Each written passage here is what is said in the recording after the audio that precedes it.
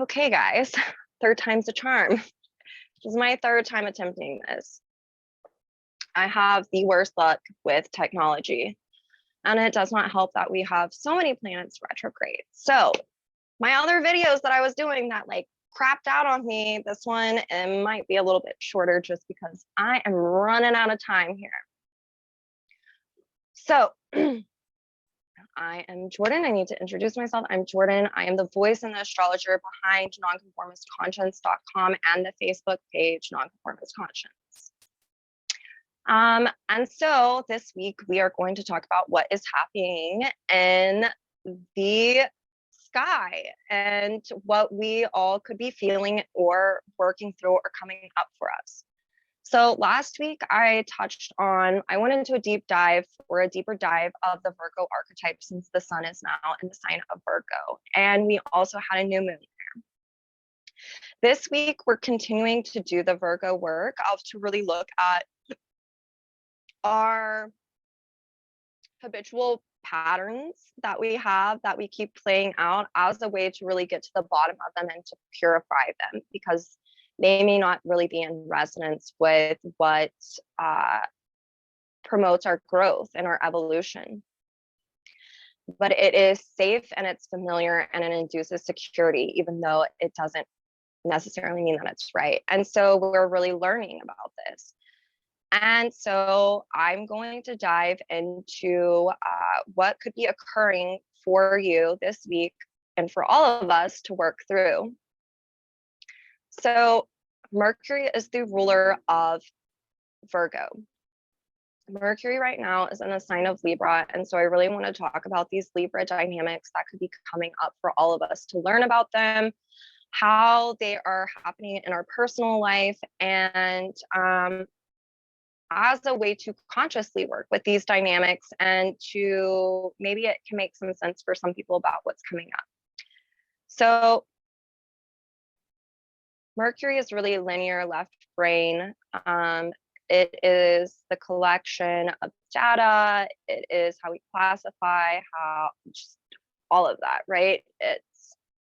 This is very generalized, but and being in the sign of Libra, we are going to be learning about these Libra dynamics that are playing out in our lives. So let's jump into Libra and what this can be.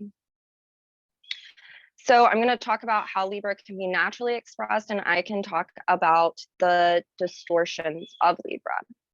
So most of you who are in astrology have been taught that Libra is about balance, about being a balanced person. Well, I believe Libra moon. It is at 29 degrees and it is in the 6th house, so it has a Virgo vibe to it. And I can tell you, in the sign of Libra, you are learning balance. That does not mean that you're coming in here as a balanced person. You are learning. There are deep, deep lessons in learning. So we can see that what can be coming up for us this week and in the next coming weeks is about learning balance through emotional dynamics. So the sign of Libra is really about being able to listen to other people and what their needs are, what they're asking. It's about our expectations. It's about being able to ask for our needs from others in relationship. And it is about viewing oneself as equal. So I'm going to go into how this all can play out. And then I'm going to tell you a story that's a little personal that tells you a really beautiful lesson of Libra that I learned. And it's something that once it was learned, it stayed with me and it hasn't ever left, right? So with Libra, we are really looking at and the distortion, codependency, and enmeshment within relationships. And that is because if we are talking about needs, if we do not know, if we haven't done the Taurus work that has been talked about weeks prior, we've had so much move through the sign of Taurus. We have the North Node there right now. And so I have really talked about how Taurus is the relationship with self, our values, what gives us meaning, and knowing what our own needs are And we learn that through having a relationship with self. Libra is about relationships with others, and it is about their needs and what needs are met within relationships. And so what can happen is if someone hasn't done the Taurus work or has really gotten in touch with their relationship with theirself or has observed themselves, what can tend to happen is there can be a projection of needs onto other people that then places them in a position of dependency. And that's where this codependent and enmeshment can happen in the sign of Libra. And so it's really what can be coming up for us is where we might have been, projecting our expectations of our needs onto other people and creating dependencies instead of validating and meeting those needs for ourselves. And so there can be cycles that come up or relationship dynamics right now that come up as a way for you to really get to the bottom of this. Equality is a really big thing in the sign of Libra, but if you are projecting your needs and creating dependencies, that means that either A, you're viewing yourself as superior, or B, you're viewing yourself as subordinate and someone else as superior. Because in Libra, there can be a compensation that happens of feeling like I feel good about myself, I'm able to validate myself because everyone needs me. But that doesn't necessarily mean that you're able to meet your own needs. It's kind of doing for others what you're not doing for yourself. So a really cool thing about Libra is if it's about equality and equanimity and it's about needs, it means that listening to needs of others is really important. And in order to do that, that means that you have to be in touch with your own needs and how to validate your own, in order for you to listen to what someone's really asking for, even if the content of their words is not what they're truly asking for. Sometimes in the sign of Libra, there can be deep lessons in understanding that the highest and most supreme form of giving, and this is a Jeffrey Wolf Green teaching, is by appearing to not give at all sometimes. And I can tell you a story about that with me personally. I had a mentor a couple years ago. He is an incredible astrologer, and he totally has a lot of Libra in his chart, and he really helped me with this. I don't even know if he helped me with, if he knows he helped me with this, but I'm going to tell this story anyway. I'm not going to give his name because I don't know if he would want me to, but I still feel like it's pertinent. So oh my gosh, it was like I met him and the people I was in this group with, and I just emailed them, and I was doing the Libra thing of really projecting my needs and my expectations onto these people. One, because I was excited, because I was like, oh my God, these are people that I can be weird with. I can really be who I am. And because I didn't know how to validate or meet my own needs yet, I didn't understand that I was projecting my needs onto them, and especially him. And as a mentor. And so I had sent him this email one time, and it's totally my Libra moon in the 6th house. I sent him this email one time and I was like, I just want to be viewed as an equal, Libra. And then I was asking him all of these questions, I just don't feel like people listen to me and blah, blah, blah, blah. I don't really know exactly what I said. But what he did was a really supreme form of giving, is he did not answer me back, which was not the norm. And so I kind of was like, okay, I feel like there's a lesson here, there's a teaching here. I just don't know what it is. What he did was he listened to what I had said. I want to be viewed as an equal. I want to be taken seriously. But the thing is I was projecting these needs onto him, but I wasn't able to meet them in myself. And that is because I was not able to validate myself or to listen to my inner voice at this time. And so what he did, and I will forever be grateful for this, was he did the Libra supreme form of giving. He kind of ghosted me, but not in a malicious way. He appeared to not be giving. He didn't answer my question. He didn't respond. And the reason why he was doing that was because he was giving me the opportunity to think for myself. And whenever I did that, because that's what that did, it made me think. It was like, why is this happening? What's going on here? Like, he's not talking to me. Like, I felt guilty. Did I do something wrong? Did I cross a boundary? Like, what happened here? And it wasn't that. It was he was appearing not to give, but really he was giving me a supreme form of giving. He helped me learn to discern my inner voice and to listen to that inner voice. And what happened whenever I learned that was I learned that I am equal, that I am not subordinate, that if I am able to listen to myself and to validate my own needs, that means that I am equal. Like, there's not someone who's higher than me or below me or any of these things. And because of that act of supreme giving and compassion that he actually gave me, I've been able to do that with some of my friends as well. So that is something I really wanted to talk about with this, is like, it's okay to say no. It's okay to appear to not give, especially whenever you are learning objectivity through the lens of Libra. You can see things from a different perspective that others can't.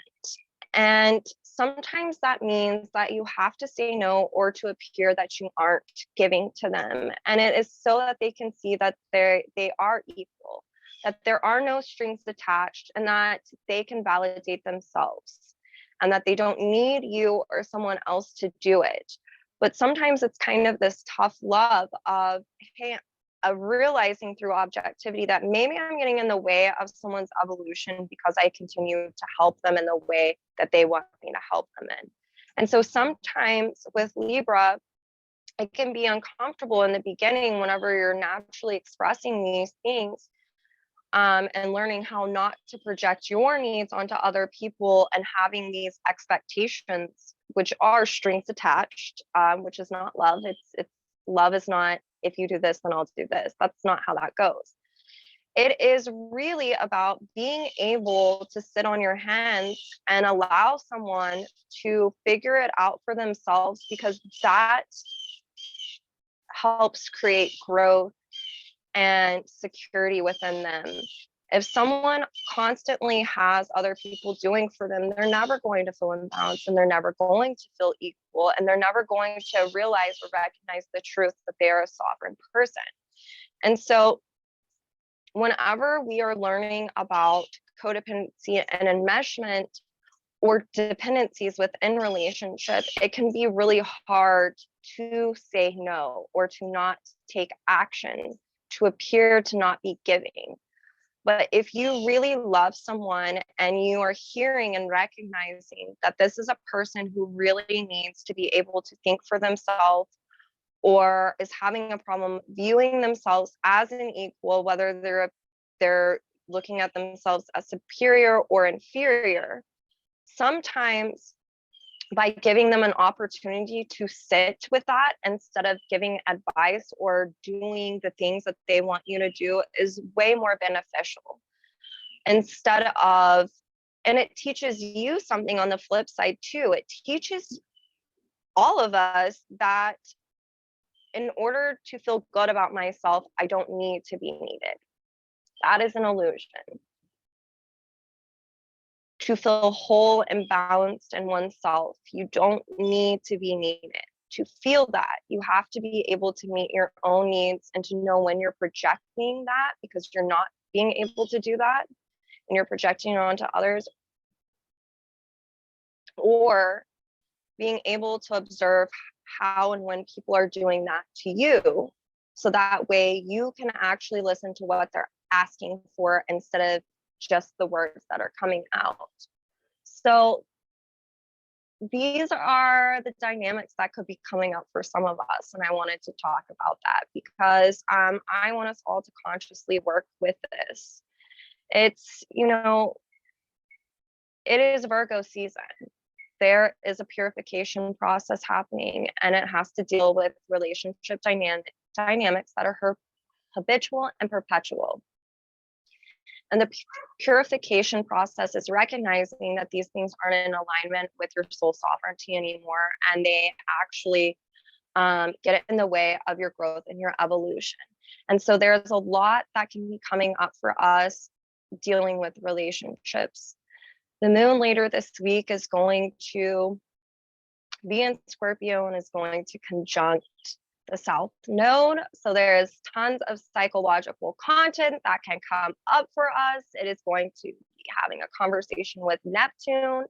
And so we can see where we've bought into illusions about others or ourselves, dealing with these types of dynamics. And there can be a process that is alchemical where we get to recognize these really huge soul truths about in the past what our manipulations or our motivations behind these relationship tendencies or dynamics have been, and really meeting the shadow with so much compassion and grace, because oftentimes these aren't things to feel bad about necessarily.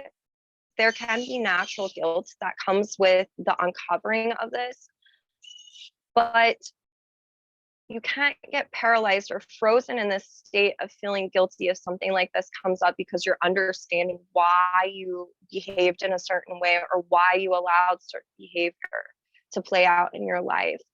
This is really a powerful time to transmute that and get to the bottom of what these more kind of shadow dynamics are, and really meeting yourself with compassion, because the polarity of Scorpio is Taurus. We were in survival. We were doing what we had to do to survive at that moment in time.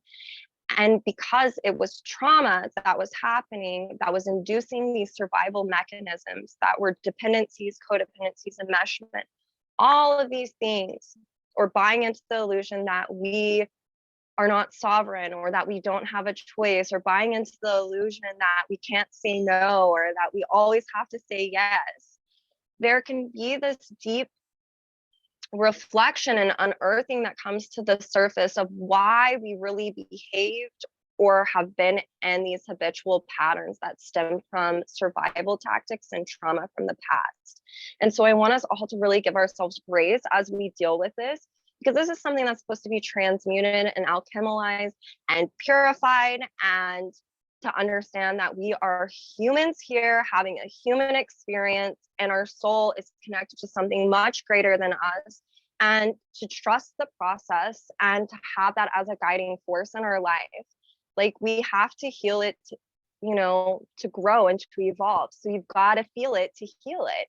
And so there can be honesty that comes up, because the moon after that is going to go into Sag, and then it's going to oppose Mars and Gemini. And so there can be these big ahas or circumstances that come up to where we get to see the truth, or to meet people with honesty, and with that opposition of the moon and Sag with Mars and Gemini, there can be people who come in who, if you're having problems understanding where some of these things are coming from, this could be, someone who's talking about a belief or a conviction or something dogmatic, and you saying something else, and it can create this kind of like, whatever. But what it can do is, instead of getting hung up on that, on like an argument or a disagreement, you can really look at and be objective about why that might be occurring, and to ask yourself, why is my soul calling these dynamics in right now? What is supposed to be being looked at as a way to purify it, as a way to really learn from these situations, so that way I don't ever have to repeat these patterns again that are not in resonance with who I am or what I'm here and supposed to be doing. And so that is my spiel for this week. And I love all of you guys. I say this every week and I really mean it. Like, I love connecting with you guys. I'm going to say this again. the economy is shit. And there's so much going on. And it's like, I really want to help others. I love what I do. I love my job. This is like what I feel like I'm here meant to be doing. And I really feel like I'm doing something that is outside of myself. Um, and it teaches me so much about myself and about humanity and society in general by helping others. What I see going on right now is there are not a lot of people who are able to get help because they can't afford it, because groceries are double what they used to be. Inflation is fucking crazy. Sorry, I cussed again. I cuss like a sailor, but here's me being authentic and genuine. But anyway, all of these things. And so if you are someone who is really wanting to have someone look at your natal chart, you can go to my website. It says the price is $125, but it gives instructions on how to book. And I took it off to where even though it says that price, you can pay what you can. That is what I want you to know, is you can pay what you can. And if you want to work out trade, or whatever it may be, book an appointment, send me money or whatever you can, if that's, if it's a pay what you can thing. If you're wanting to do something with trade, or you just can't afford it and you don't have anything to trade, like, who am I to get in the way of helping someone over finances? Like, that is just so crazy and ludicrous to me. I feel like it's community. We're all here to help each other. And I totally want to be in service. And I don't want that to deter anyone, because I've had so many people who are like, I just can't afford or whatever.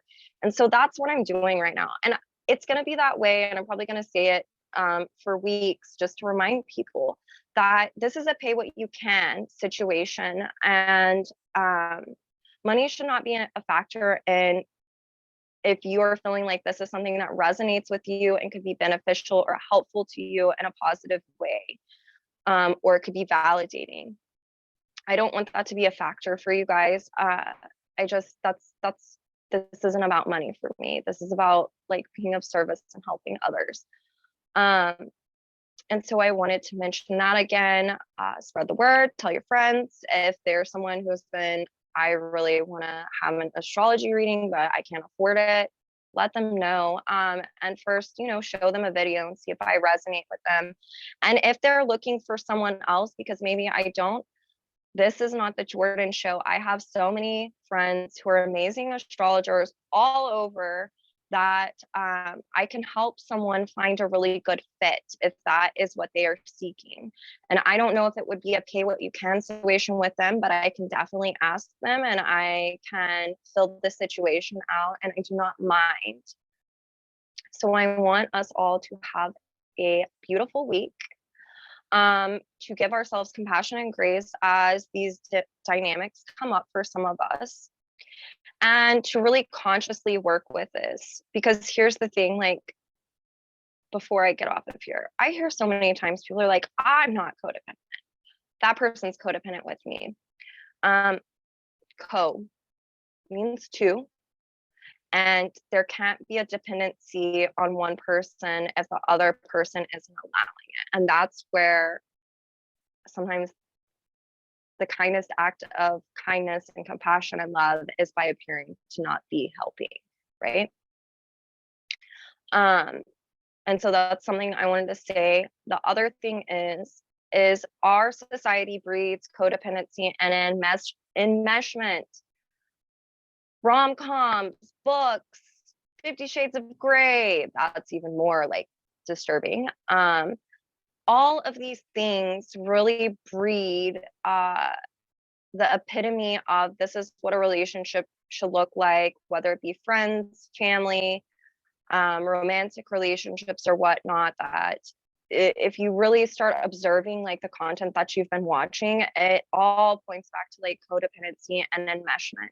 And so it's really worth like pondering about, like, why is this something, like, if people talk about codependency, why is this being like shown to us as some like you know, this is the epitome of what a relationship should look like if it's healthy and functional, when we're like actually seeing the psychology behind these kind of dependencies. So I just want all of us to be aware and to consciously work with what's coming up. Know that I love you. Subscribe to the YouTube if you like it. Share if it resonates. And I am here for all of this. And I will be here next week to help out and to share my spiel on what's going on in the cosmos again. And I love you guys and have a good week.